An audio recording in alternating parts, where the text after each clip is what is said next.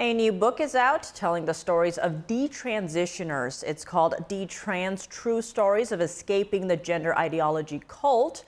Earlier, we spoke with the author of the book, Mרגרט Oulоהאן, who also works as a senior reporter for the Daily Signal, covering culture and politics. Mרגרט Oulоהאൻ, thank you so much for joining us. Great to have you on the show. Thanks so much for having me.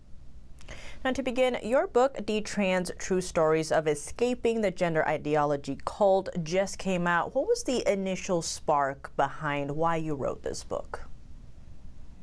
I wrote this book because I noticed that these were stories that were springing up about young people who had tried to do the unthinkable, to transition to another gender. And then once they had gone through hormonal or surgical procedures, realized that they could not actually do that. And so they tried to live again as their biological sex.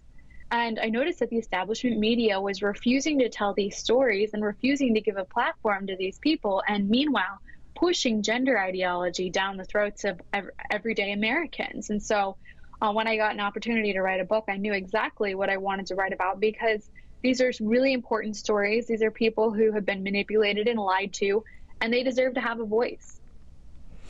And in your process of writing this book, what was the most surprising aspect that you uncovered? I think perhaps I was most surprised by the empathy that I felt for parents in all of this. And I should caveat that by saying there are certainly parents out there who, for selfish and narcissistic reasons, they push their children to transition out of a desire to promote themselves. You know, it's a desire to talk about it at a cocktail party or to post about it on Instagram. That's a very evil thing. But what I found when I was writing this book was that most of the parents who were involved in their children's gender transitions, it was their child coming to them and saying, I think that I am a boy, for example, and I need to get hormones and undergo surgery to be happy, because that's what these activists are telling them. And the parents love their kids. They want what's best for them. They don't want their daughter to undergo a double mastectomy. But they think, okay, I'm going to take her to a mental health professional. They'll know what to do. And when they get there, the mental health professional says, you have to affirm your child or she'll commit suicide. And the direct quote that they say to them is, would you rather have a dead daughter or a living son?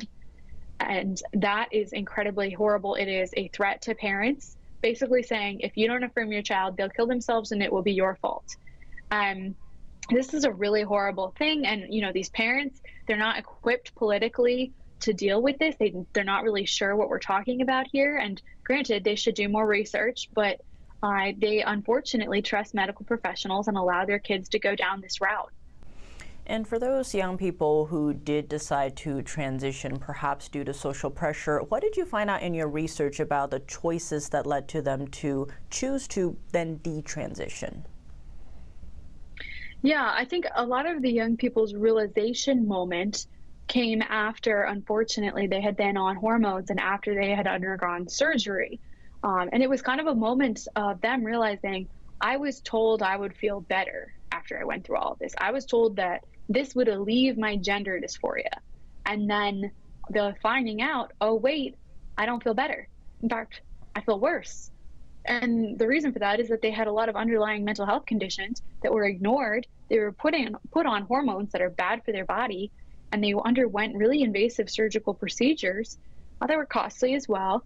And now they're realizing, wait, I don't feel better, I feel worse. And then they think, wait, I think I was lied to, and it all kind of unravels from there. But that's a horrible moment, you know, to realize that you've not only been lied to, you've been manipulated, you've been betrayed, your family's been manipulated and betrayed, and now you have to pick up the pieces of this life that you have built for yourself based on lies.